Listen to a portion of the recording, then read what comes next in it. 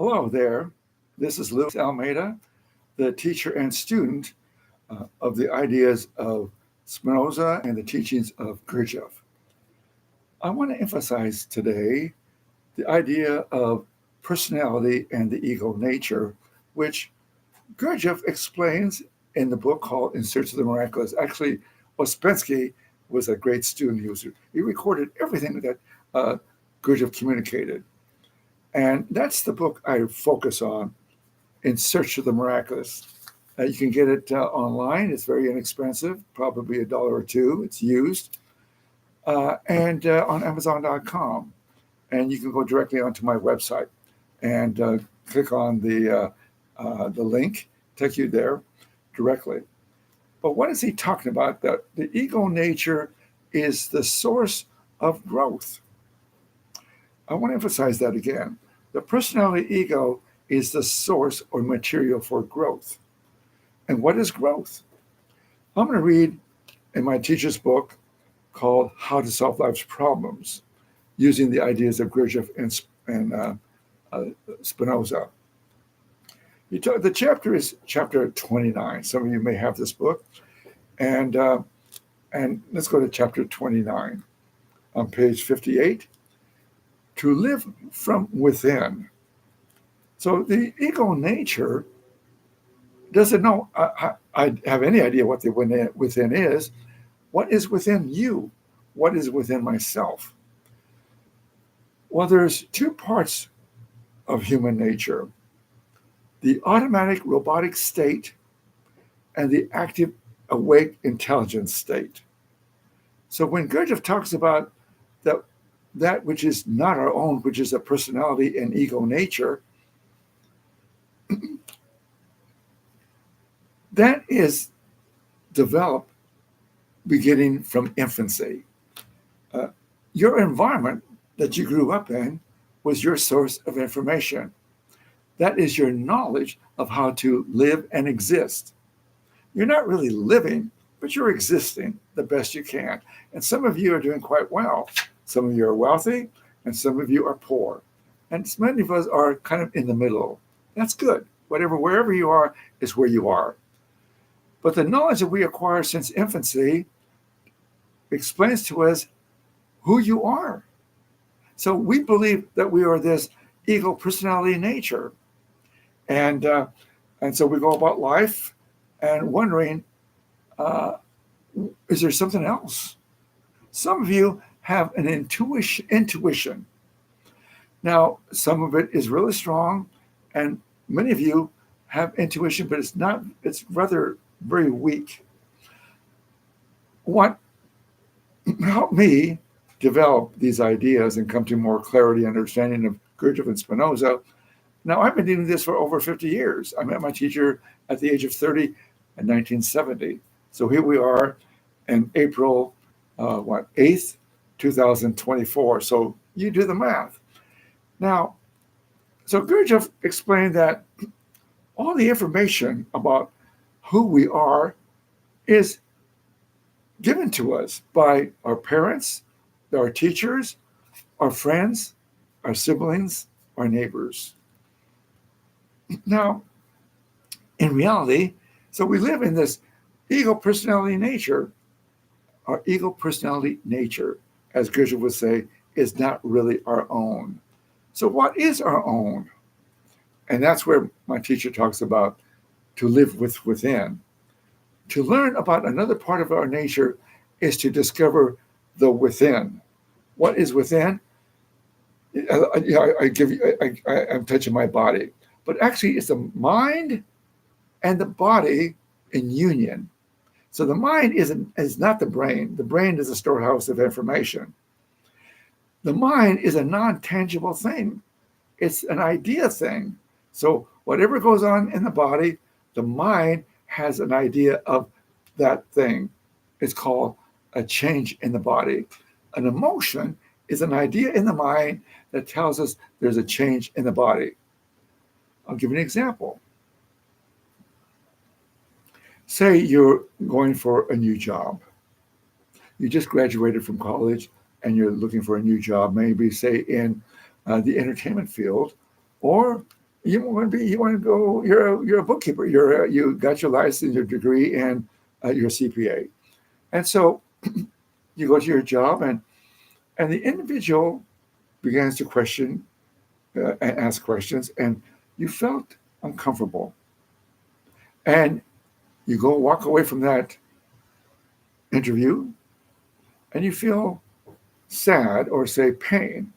It didn't go as well as you thought it should have. It could be in any interview, especially if you're in the field of entertainment, an actor, and you're trying out for a part, and there might be 100 people just like you wanted this particular acting part, and so it didn't go as well as you thought it should go. And what happens? There's an emotion, pain, feeling of helplessness, hopelessness, uncertainty, and you might go into depression. So the mind has an idea of each thing that's going on in your body. Your body is affected by the circumstances and the situations in life. Many of us experience anger, hate, and pain. That's okay. This is where Spinoza is so important in the study of learning about what is the within.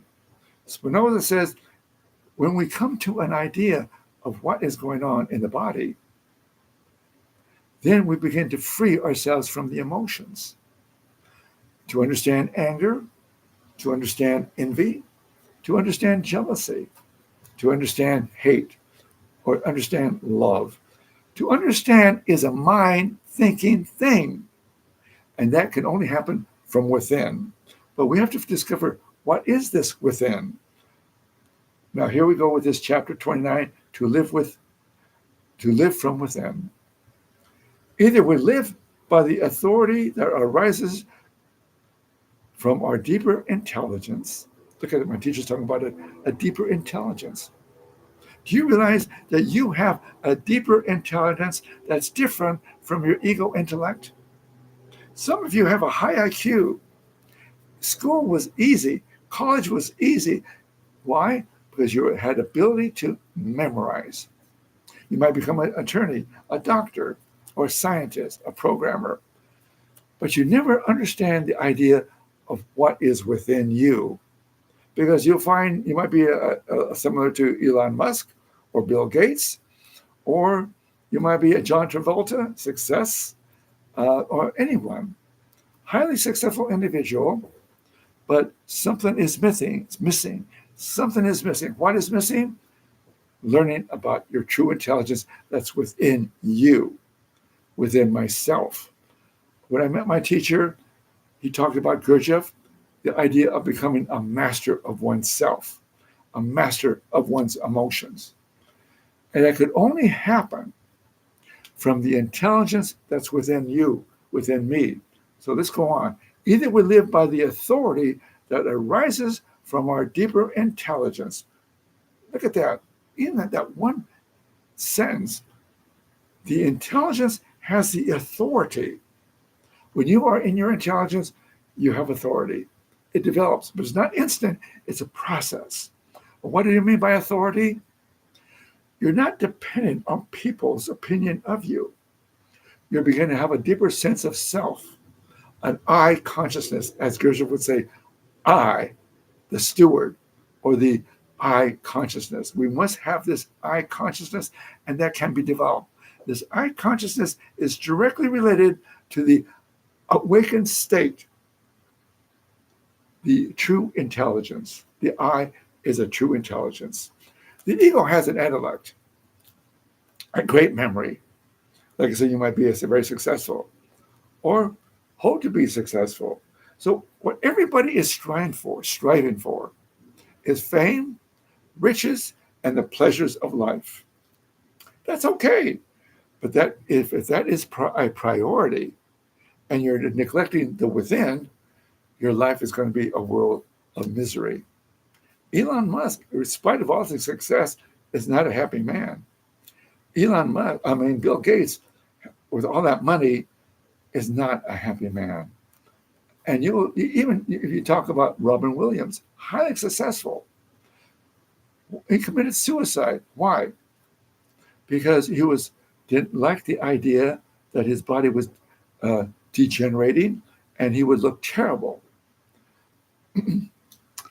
So individuals are missing the within, and when you're not nurturing and developing the within, and the within is where you'll find the true intelligence, your life will be suffering and in pain. So let's look at this. Again, the authority of the intelligence is saying, I know myself. Socrates, a Greek philosopher over almost 3,000 years ago, said the most important knowledge is to know thyself. What is there to know? And that is what we're endeavoring to do, to find this intelligence that's different from the ego intellect. So I'm going to continue reading. Either we live by the authority arises from our deeper intelligence, from within ourselves, or else we are dominated by external authorities, whatever they may be. So if you don't have this this intelligence within yourself, that it comes to its own authority. What does it mean by authority? It knows itself. It doesn't rely on the opinions of others. It questions everything, and it wants to understand. The understanding is part of this higher intelligence. From within ourselves, or else we are dominated by external authorities. Dominated by external authorities. So the authority of your parents were their first authorities. And then as you become a teenager, you begin to rebel. And some of you are still rebelling against authorities, but you never reach your own authority. Authority meaning that you have clarity of mind. Authority, inner authority is earned. Self-authority is earned. And that's the process we're endeavoring to come to. The practice of I consciousness strengthens our sense of ourself and brings us more in touch with the voice of our real intelligence. Let me read that again. It's so important. The practice of I consciousness. So how do you practice I consciousness? Well, I've mentioned to you and to others and my students, we must have a journal. And you must write in your journal, the events that causes you stress, anxiety, frustration, and causes pain, hate, and anger. To get in touch with your emotions is to learn how to develop the I consciousness. What is the I consciousness? An I that's looking at the self, looking at your emotions. Many of my students or former students were exposed to Gurdjieff, attended many seminars. And one of my former students, his name is Martin Butler, he came to me and because he was in a state of misery, in spite of the fact he had 40 years of exposure to Gurdjieff. And now he has Patreon and he has podcasts and he has a lot of followings. He deviated from Spinoza to a good degree, but he remembers a lot of it. But he had Spinoza on the shelf for many years. Why? And he couldn't understand it. He couldn't understand what Spinoza was communicating. And so he left it on the shelf and collected dust for about 10 years. When he met me, we got into Spinoza. And it released him. He began to look at his emotions, and it began to free him. And he began to understand his deep hatred towards his parents. Why? Because they were physically and emotionally abusive. He was a highly intelligent man, but this is an ego intellect. The difference from the ego intellect and the true intelligence is the power of understanding. The ego intellect just wants to gather information and a lot of knowledge. You can understand, you can memorize the dictionary. There are individuals who have great memories, and they can basically recite the dictionary. And however, they don't know themselves. So the practice of I consciousness strengthens our sense of ourself and brings us more in touch with the voice of our real intelligence.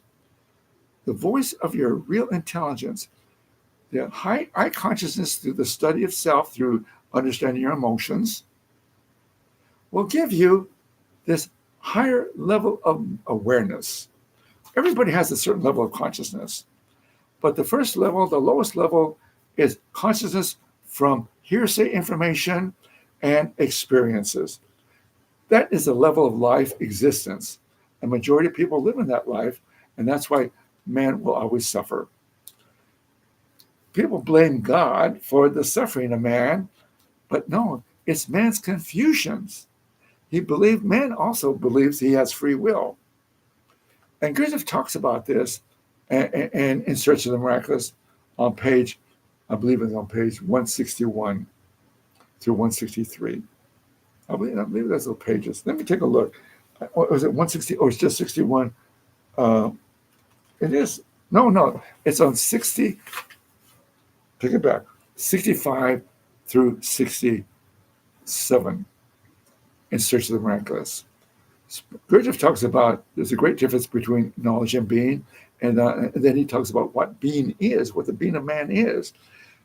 Gurdjieff came very close to understand that man does not have free will, that man is governed by his condition and pre-programmed nature. He talks about that. The idea that man is asleep, he lives as a biological robotic being, is the idea that man does not have free will. But he doesn't bring enough clarity enough. And that's why Spinoza is so important. As I mentioned, my student Martin and many others were in Gurdjieff groups, and very little, if anything, has changed. I had individuals come to me saying they never got in touch with their emotions, and they feel the emotion part of the work is so important for growth, to come to a change. What is growth? Change of perspective of who you are, who I am. The lowest level of perception is hearsay and experiences, because you never understand what you're experiencing, what you are experiencing, and what you see. The second level of knowledge is reason. Reason is rational thinking, but that's not good enough. The third level of knowledge is the highest and the greatest, is called intuition. So I recommend, and I know that you need reason and intuition to change one's character, to come to the I consciousness. So my teacher talks about this intelligence. The intelligence that understands what is truly in harmony with our being. To be guided by our true inner authority is to be free.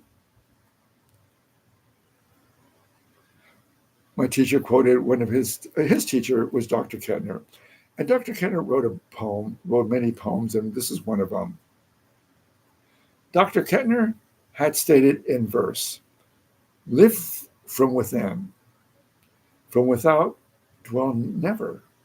Thus shalt thou conquer the world forever." To live from within. So to live from within is to play the game of the spirit. If not, we are in the ego game. In the ego game, we are either inferior or superior, either looking down on people or looking up to them. In the ego game, we're always listening to voices outside ourselves. In this game, there's no real initiative, no spontaneity, no real joy. Now, my teacher talks about the intelligence, the true awakened state.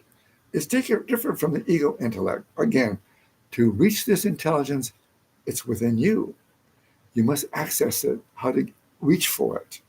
Because the true intelligence, again, lives in the moment, lives in the reality of the present. As Eckhart Tolle would say, be present. But this is a way how to get there. Now, he talks about the idea adequate self-caring adequate self-caring is possible only when we are guided by the authority of our inner intelligence. Self-caring, you must begin to care about yourself, how you're affected, how to go above pain and hate and anger, how to go beyond depression, how to go to live from the light of the mind to understand your nature, to come to eye consciousness. When our inner authority guides us, we are neither dependent or dependent on, but are capable of true mutuality. Then we know what mutual thinking is. Growth is possible only when we follow the intuition of our deeper intelligence. Again, let me read that. Growth is possible only when we follow the intuition of our deeper intelligence. I'm going to end with that. We must realize that there's this great intelligence within you, but it's not easily accessible. You must work for it. I offer me as your teacher, your future teacher, and there's an old saying: when the student is ready, the teacher appears. If you have any questions, text me, email me, access my website. I'm available for those who are interested in true growth by accessing their true intelligence. Good night.